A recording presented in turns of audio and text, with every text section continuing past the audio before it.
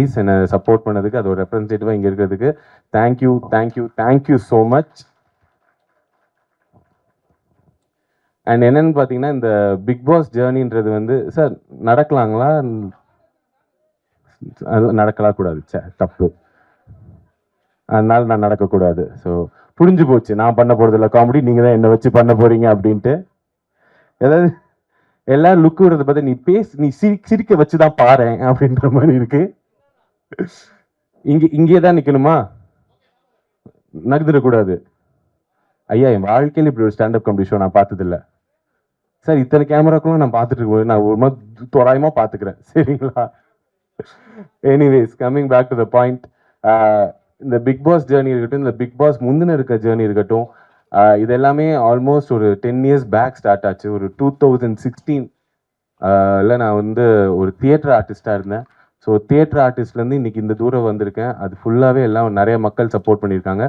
குறிப்பாக அந்த சப்போர்ட் எல்லாமே யூஸ்வலாக என்ன மாதிரி ஒரு ஆர்டிஸ்ட்க்கு எப்படி இருக்குன்னா, நான் ரொம்ப சைலண்டான ஆர்டிஸ்ட், எனக்கு ஒரு பெரிய ஃபேன் பேஜ் அப்படிலாம் இருக்கானா? அப்படிலாம் ஒன்றும் கிடையாது. பட் சைலண்ட்டாகவே என்னை சப்போர்ட் பண்ணி பிக் பாஸில் ஃபைனல் டே வரைக்கும் கூட்டிகிட்டு வந்திருக்காங்க. ஸோ அதுக்கு ரொம்ப நன்றி. அதாவது பிக் பாஸ் எப்படி மாற்றிருக்கு என்னென்னா, முன்னாடிலாம் என்னை வெறும் கண்டென்ட்டாக தான் தெரியும். ப்ரோ, நீங்கள் அந்த பாட்டு அந்த அவங்க பேரே வராது, அவங்களுக்கு கடைசி வரைக்கும் வராது. அவங்களே முடிஞ்சு போயிடும். பிக் பாஸ் வந்து என்ன பண்ணியிருக்குன்னு பார்த்தீங்கன்னா, அவங்க வீட்டில் ஒருத்தனா என்னை மாற்றிருக்கு. அதாவது பிக் பாஸ்லேருந்து வந்ததுக்கப்புறம் எப்படி பார்த்தீங்கன்னா, அவங்க நிஜமாலேயே அந்த பவர் பிக் பாஸ் ஷோக்கு தான் இருக்குன்னு நினைக்கிறேன். நிஜமாலே அவங்க வீட்டில் ஒரு மெம்பராக தினமும் பார்த்து எனக்காக ஃபீல் பண்ணி என் கூட சிரித்து என் கூட அழுது என் கூட என்ஜாய் பண்ணிட்டு இருந்தாங்க. அதுக்கு first of all thank you.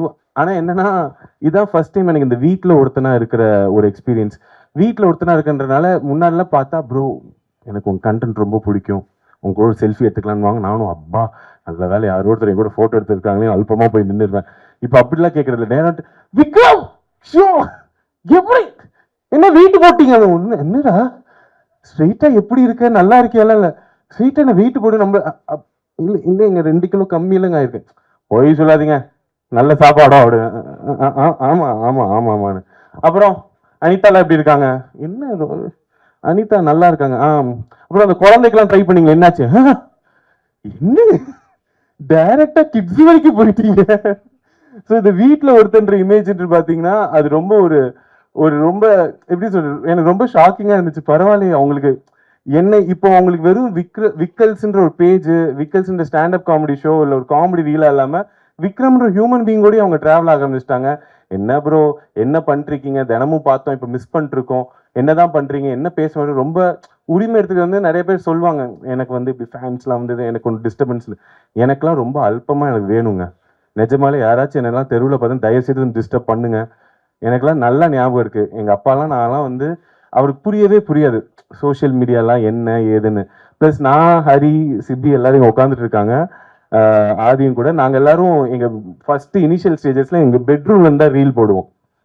So எங்கள் அப்பா இன்டர்நெட்டும் பார்க்க மாட்டார். ஸோ அவர் பார்க்குற சீன் என்னென்னா, ஒரு 4 பசங்க தினமும் ஒரு பெட்ரூம்குள்ளே இருப்பானுங்க, 8 மணி நேரம் அந்த பெட்ரூம்லேயே இருப்பானுங்க, சரிங்களா? கட் பண்ணால் ஒரு சாயந்தரம் அது 3 பசங்க வெளில போயிடுவானுங்க, நான் ரொம்ப டயர்டாக அப்படி வெளில வருவேன். இதே தான் அவர் பார்த்துட்டே இருப்பார், சரிங்களா? அவருக்கும் இவனுங்க என்னன்னே புரியல. திடீர்னு ஒரு நாள் பார்த்தா நிலவை கொண்டு வா அந்த ரீல் நாங்கள் பண்ணது வந்து வைரல் ஆச்சு. வைரல்னா எப்படின்னா, அதுதான் ஃபர்ஸ்ட் டைம் நாங்கள் வந்து ஒரு ஆக்சுவல் வைராலிட்டியே பார்க்குறோம். நிலவை கொண்டு வந்தோன்னு இப்படி எடுத்து பார்த்தா எப்படி இருந்துச்சுன்னா, நல்லா இப்படி போஸ்ட் பண்ணிட்டு அப்படின்னு பேஸ்ட் இப்படி பார்க்குற 10,000 வியூவில் இருந்துச்சு. பரவாயில்ல, என்ன 1 நிமிஷத்தில் இவ்வளோ வியூஸ். அப்புறம் கொஞ்ச நேரம் பேஸ்ட் பார்த்தோம், 1 lakh. என்னது இது இப்படி 10. அப்புறம் பார்த்தா 1 million ஆச்சு. 1 millionலாம் தாண்டி எங்கேயோ போயிடுச்சு. ஒரு பக்கம் எஸ்ஜே ஸ்டுடியோ சார் போஸ்ட் பண்ணார், சிம்ரன் மேம் போஸ்ட் பண்ணுறாங்க. திடீர்னு பார்த்தா தேவா சார் எனக்கு ஃபோன் காலில் வந்துட்டு என்கிட்ட, தம்பி ரொம்ப தேங்க்ஸ்ப்பா, உங்களால எங்களுக்கு பப்ளிசிட்டின்னாங்க. நான் சத்தியமா அழுதுட்டேங்க சார். அதெல்லாம் இல்லை சார், தப்பி தவறி கூட இப்படிலாம் சொல்லிடாதீங்க. அவ்வளோ பெரிய மனசு அவருக்கு, அவரால் எங்களுக்கு பப்ளிசிட்டி. ஆனால் சத்தியமாக சொல்கிறேன் சார், நிலவை கொண்டு வா யாருக்கு லைஃப்பை மாற்றுச்சோ இல்லையோ, எங்களுக்கு நிஜமாலே நிலவே கொண்டு வந்துருச்சு. அந்த பாட்டு பார்த்ததுக்கப்புறம் சிம்ரான் மேமை தாண்டி எங்களை தான் எல்லாருக்கும் ஞாபகம் வருது. அந்த சாங் வைராலிட்டி ஆனோன்னு எங்களுக்கு என்னன்னா, அப்போதான் ஃபர்ஸ்ட் டைம் யூடியூப் மீடியாவில் நான் பார்க்குறோம். திடீர்னு பார்த்தா எல்லாரும் கால் பண்ணி எங்ககிட்ட இன்டர்வியூலாம் கேட்குறாங்க. நாங்கள் சார் இன்டர்வியூ, நாங்கள் 4 பேரா? நாங்கள் எப்படின்னா, யார் எப்போ இந்த இன்டர்வியூ நிற்கும்னு தெரியாது. அதனால எப்படின்னா நான் ஹரி சிபி எங்க கிட்ட இருக்கிற எல்லா எடிட்டர்ஸ் எல்லாருமே உட்காந்துருவோம். எல்லாரும் உட்காந்து எல்லா லைஃப் ஸ்டோரியும் சொல்லிருங்க, வீட்டுக்கு பெருசா காசு போறது இல்ல, அம்மா அப்பா கிட்ட இன்டர்வியூ காட்டி நாங்கெல்லாம் பெரிய ஆள் அப்படின்னு சொல்லிக்கலான்னு. எங்க அப்பாவுக்கு புரியவே இல்லை. நல்ல ஞாபகம் இருக்கு, நிலவை கொண்டு வா அந்த வைராலிட்டி பீக் எப்படி இருக்கும்னா, டைனிங் டேபிள் ஒருத்தர்கிட்ட இன்டர்வியூ கொடுத்துட்டு இருப்போம். அங்கேருந்து பார்த்தா ஹாலில் ஒருத்தவங்க செட்டப் பண்ணிருப்பாங்க, அப்புறம் கீழே அந்த ஸ்டூடியோவில் இன்னொருத்தவங்க செட்டப். எங்க அப்பாவுக்கு புரியல, வீட்டுக்கு இவன் நயா பைசா கொடுத்தது இல்ல, இவனுக்கு இத்தனை பேர் வந்து இன்டர்வியூ எடுத்துட்டு இருக்காங்க, யார் நீ, நிஜமாலே உருப்பட்டுட்டியா லைஃப்ல அப்படின்ற ஜோன்ல இருந்தாரு. ஆனா அப்படி இருந்தவர் எனக்கு ஏன் பிக் பாஸ் ரொம்ப பிடிச்சி போச்சுன்னா, அவருக்கு தெரியாது நான் வந்து ஒரு நல்ல பர்ஃபார்மர், நான் நல்லா யோசிப்பேன். அவருக்கு ஞாபகம் இருக்கிறதுல நான் காலேஜ் பங்க் பண்ணது, என் பிரின்சிபல் கால் பண்ணி உங்க பிள்ளை உருப்பட மாட்டான்னு சொன்னது, இதுதான் அவருக்கு ஞாபகம் இருக்கிறது. ஸோ இதெல்லாம் முடிஞ்சு இப்படி எல்லாரும் இன்டர்வியூ எடுத்தோம்னா அவருக்கே தெரியாது நான் யாரு, இவன் தான் நல்லதா தான் பண்றேன் நான். பிக் பாஸ் வந்துதான் அவருக்கே தெரியும், ஓ நடிப்பியா, பரவாயில்லடா எதிர்த்துலாம் பேசுறேன்னு. என்ன டுவர்ட்ஸ் என்னடா கெட்ட வார்த்தை பேசுற, இதெல்லாம் உனக்கு தெரியும் அப்படின்னாரு. இப்படி நான் உன்னை வளர்க்கலையே அப்படின்னு. பட் பரவாயில்ல. ஆனால் பிக் பாஸ் போயிட்டு வந்து நான் ஒரு மிகப்பெரிய விஷயம் கற்றுக்கிட்டேன். அது என்னன்னா, ஒர்க்கிங் ஆஃப் தி வேர்ல்ட், உலகம் எப்படி வேலை பார்க்குதுன்னு. அதில் நான் கற்றுக்கிட்ட ஒரு முக்கியமான விஷயம் பிஆர். பிரதீப் ரங்கநாதன் கிடையாதுங்க, அவர் நல்லா வேலை பார்ப்பான்னு எல்லாருக்குமே தெரியும். பிஆர்னா paid promotions and public relations. நான் கற்றுக்கிட்டேன்னா பிஆர் வாழ்க்கைக்கு ரொம்ப முக்கியம், கண்டிப்பாக முக்கியம். நான் எல்லாருக்கும் சொல்கிறேன், எல்லாருமே லைஃப்பில் நீங்கள் செலிப்ரிட்டியோ பப்ளிக் ஃபிகரோ இல்லையோ பிஆர் வச்சுக்கோங்க. நான்லாம் முடிவு பண்ணிட்டேன் பிஆர் வச்சே தீரணும் அப்படின்ட்டு. அதாவது பெரிய விஷயங்களுக்குலாம் இல்லை, வீட்டில் நடக்கிற சண்டைகளுக்கு. இப்போ என் ஒய்ஃபோட சண்டை தெரியாதனமா எங்கள் ஒய்ஃபோட அப்பாவை அவன் கிடக்கிறான்னு நான் சொல்லிட்டேன்னு வச்சுக்கலாம், சாரிலாம் கேட்க மாட்டேன் இப்போ. நோ, அதில் சின்ன பிள்ளைங்களுக்கு சாரி கேட்கறது கான்வர்சேஷன்லாம் நோ. நியூ வேர்ல்டு எப்படின்னா நீங்கள் ஒரு பிஆர் ஹையர் பண்ணிடலாம். பேசிக் பேக்கேஜ்னா என் ஒய்ஃபுக்கு அவங்க மீம்ஸ் அனுப்புவாங்க, அதாவதுமா புருஷன்னா அப்படிதான் பேசுவான், இதில் என்ன இருக்கு அப்படின்னு. கொஞ்சம் அட்வான்ஸ் பேக்கேஜ்னா கமெண்ட்ஸ்ல வந்து திட்டுவாங்க, யாரு, அவங்க அப்பாவை, உங்க அப்பா அப்படித்தானே, கரெக்டா தானே சொல்லியிருக்கான்னு. மெகா பேக்கேஜ்னா நியூஸ் சிட்டி சேனல்ல டிபேட்லாம் வச்சிருவாங்க, சரிங்களா. எப்படின்னா, ஏமா உங்க பரம்பரை அப்படிதானே, இப்ப அவர் என்ன தப்பா சொல்லிட்டாருன்னு கடைசியில் என் ஒய்ஃப் கன்ஃபியூஸ் ஆகி என்கிட்ட வந்து சாரி கேட்டுருவா. ஸோ இதுதான் நான் வந்து கத்துக்கிட்டது. பட் பிஆர்லாம் பற்றி பேசும்போது இங்கே நிறைய பேஸ் மீடியாலாம் வந்திருக்காங்க, அவங்களுக்கு இந்த விஷயம் தெரியும். இங்கே நான் இன்வைட் பண்ணி வந்த என் ஃபேன்ஸுக்கு நான் ஒரு உண்மையை சொல்லிடுறேன், இது வந்து ஒரு ஸ்டாண்டப் காமெடி ஷோவே கிடையாதுங்க, சரிங்களா. நான் வந்து ஒரு படம் பண்ணுறேன்.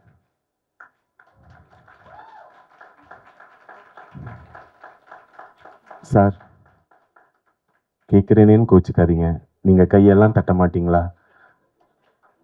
10 வருஷம் கழிச்சு படம் பண்ணுறேன் சார். ஹீரோவா?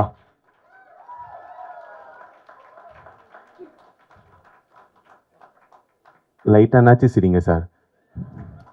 எனக்கே வருத்தமா இருக்கு, படம் பண்றேன்னா அங்க சிரிக்கிறாங்க, திரும்பினா எப்படி ரிலீஸ் ஆகுது நானும் பாக்குறேன்ற மாதிரி பார்த்துட்டு இருக்கீங்க சார். ஸோ அந்த படத்தோட டைட்டில் ரிவீல் தான் நம்ம இன்னைக்கு பண்ண போறோம். என்ன பியூட்டி, ஆமா ஆமா ஆமா, கை தட்டலாம் மேடம், தப்பு இல்லை மேடம், நீங்க தான் கியூல இருக்கீங்க மேடம். என்னன்னா, பொதுவாக நானும் இந்த ஆடியோ லான்ச் ஃபங்க்ஷன்ஸ் இதெல்லாம் பார்ப்பேன். யூஸ்வலாக வந்து ஃபிலிம் க்ரூ வருவாங்க, ஹீரோ பற்றி டேரக்டர் புகழ்ந்து பேசுவார், அப்புறம் டேரக்டரை பற்றி ஹீரோ புகழ்ந்து பேசுவார். என் டேரக்டருக்கே என்ன ஒரு 3 வாரமாக தான் தெரியும், சரிங்களா. எனக்கும் அவர் அவ்வளோ நாள் தான் தெரியும். ஸ்கிரிப்ட் நல்லா இருக்குன்னு நாங்கள் படம் பண்ண போகிறோம், இதுதான் உண்மை. உண்மையிலே அவர் நாங்கள் கேட்டோம், சார் நம்ம ஃபங்க்ஷன் வச்சா என்ன சார் பண்ணுறது, நம்ம என்ன பேசுறது நம்மளை பற்றினா, Vikram there is nothing to talk about you, I saw one video like you அப்படின்னாரு. Sir I saw your script and like you, அதனால என்ன பண்ண, அப்போ நீ ஸ்டாண்டப் ஷோ மாதிரி பண்ணி நம்ம டைட்டில் ரிவீல் பண்ணிடலாம், எதுக்கு நம்ம இந்த குத்து விளக்கெல்லாம் ஏற்றிக்கிட்டு இப்படியே போயிடலான்னாரு. ஸோ அதுக்காக தான் இப்படி ஒரு செட்டப்பில் இந்த டைட்டில் ரிவீல் பண்ண போகிறோம். அதுக்கு இவ்வளோ நாள் சப்போர்ட் பண்ணுற ரெப்ரஸன்டேட்டிவ்ஸாக என் ஃபேன்ஸ் முக்கியமாக இருக்கணுன்றதுக்காக உங்கள் எல்லாரையும் கூப்பிட்டேன். ஸோ தேங்க்யூ ஸோ மச் வந்ததுக்கு. Now I would like to call upon my director of my movie to the stage. Give it up for Guru sir, ladies and gentleman.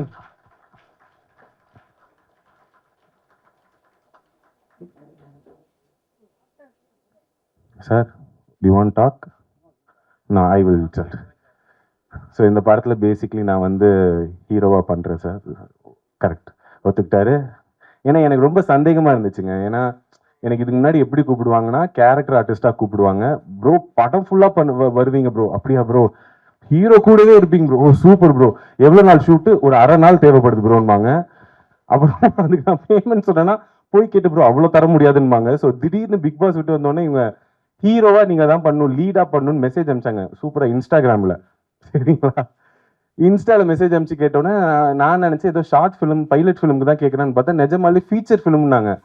நான் கொஞ்சம் ஷாக்ல இருப்போம்ல, பிராங்க் கீங் பண்றானுங்களா? ஏன்னா பிக் பாஸ்ல இருந்தே நான் பிராங்க்கு நிறைய ஏமாந்துட்டேன். இதுல ஏதாச்சும் ஹிடன் கேமரா ஷோ ஏதாச்சும் இருக்கான்லாம் யோசிக்கும் போது இல்ல இது நிஜம்தான்னா எனக்கு நம்மள ஹீரோவா போட்டு இவர் அவ்வளோ திறமையா எடுக்க போறாரா? சரி இந்த டவுட் அவர்கிட்ட சொல்லி அவர் பாட்டு return oh sure yeah why not yeah வெளில போய் நல்லா ஆனந்த அப்படிலாம் அவ்வளோ ஆனந்தமா இருந்துச்சு எனக்கு. So sir thank you for the opportunity. So ஏன் சொல்றேன்னா நம்மளுக்கு நம்பிக்கை வரதே ரொம்ப கஷ்டங்க சில நல்ல விஷயங்கள் நடக்கும்போது. ஸோ என் லைஃப்ல இப்போ நடக்கக்கூடிய ஒரு மிகப்பெரிய நல்ல விஷயம். அண்ட் 2016லலாம் எனக்கு ஹீரோ ஆசை இருக்கும், பின் மண்டையில இருக்கும், அது வெளியில சொல்றதுக்கே வெக்கமா இருக்கும்.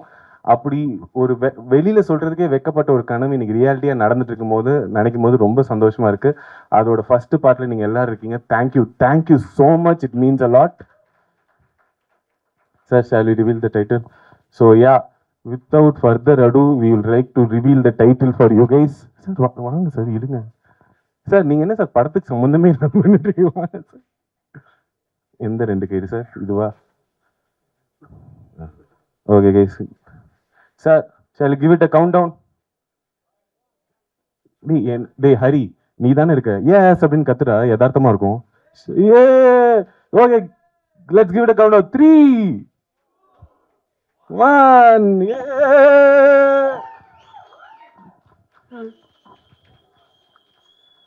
ஸோ யா வாங்க சார். ஸோ இதுதான் எங்க title, light weight baby. Thank you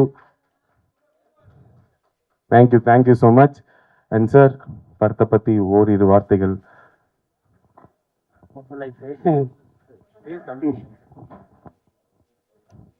As you can see, movie name is Lightweight Baby.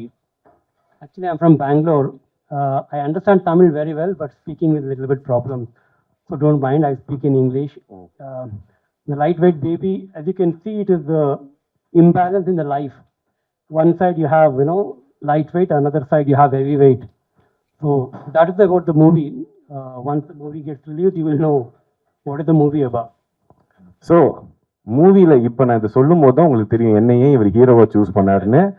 மூவியோட ஸ்டோரி பார்த்தீங்கன்னா அதில் நீங்கள் நல்லா பாருங்க, ஒரு மைக் இருக்கு, ஒரு ஸ்டாண்ட் இருக்கு, அப்புறமா வெயிட்ஸ் இருக்கு. So it's a love story between a aspiring standup comedian and female body builder. இன்ட்ரெஸ்டிங்காக இருக்குங்களா? அதனால தான் நான் இந்த படத்துக்கு ஹீரோவா இருக்கேன். ஸோ என்ன எங்க டைட்டிலை விட எங்க படத்துல ரொம்ப இன்ட்ரெஸ்டிங்கான பார்ட் யாருன்னு பாத்தீங்கன்னா எங்களோட பியூட்டிஃபுல் அண்ட் ஸ்ட்ராங் ஹீரோயின் தான். Sir shall we call Aarti Krishna? Please give it up for our heroine Aarti Krishna, ladies and gentlemen. Yes sir, please. Hi Aarti, please வாங்க. ஸோ இவங்க தான் ஆர்த்தி கிருஷ்ணா, இவங்க தான் எங்கள் படத்தோட ஹீரோயின். So Aarti, do want to talk? அவங்க கொஞ்சம் நர்வஸாக இருக்காங்க, அவங்களுக்கு ஸ்டேஜ்லாம் பழக்கம் இல்லை, என்ன மாதிரி லோடலாம் பேச வராது, பட் நல்லா ஒர்க் அவுட் பண்ணுவாங்க. நல்ல காம்போவில் அவங்க கை பெருசாக இருக்கும், எனக்கு வயிறு பெருசாக இருக்குன்ற மாதிரி. But Aarti, this is your first debut film, right? So how do you feel? You have to talk your heroine and all. We gave big intro. Okay. Actually, thank you so much for this opportunity. இது என்னோட எந்த லாங்குவேஜில் பேசணும்? Okay, எனக்கு தமிழ் அவ்வளோ வராது, but I will try. This is my first film. அதனால் எனக்கு தெரியல இது எப்படி வரும், எப்படி எனக்கு பண்ணும், நல்லா வரணும் அப்படி தான் ஆசை இருக்குது. But I will give my best.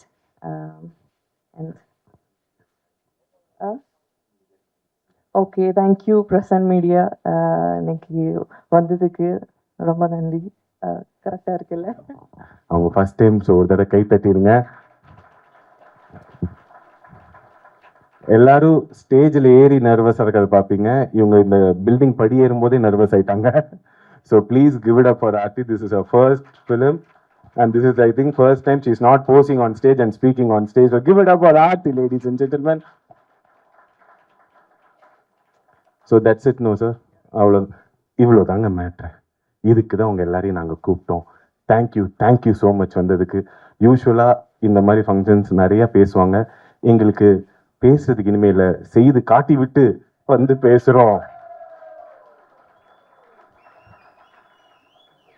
எனக்குன்னு இருந்த 4 பிஆர் இவனுங்க தான் நான் பிக் பாஸ் இருக்கும்போது. ஸோ அவனுக்கு நான் என்ன சொன்னாலும் கை தட்டுவாங்க. நீங்கள் எல்லாரும் கோவப்படாதீங்க sir. So yeah, thank you guys, thank you வந்ததுக்கு. Thank you so much. வாங்க, இது ஏதோ ஒன்று பண்ணும் போலயே.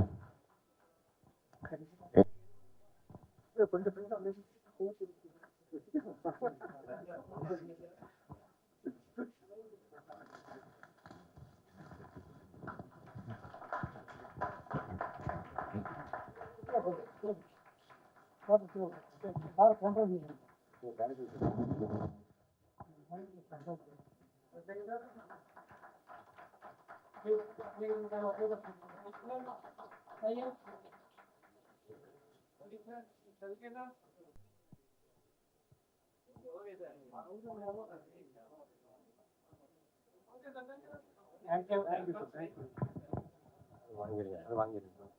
you.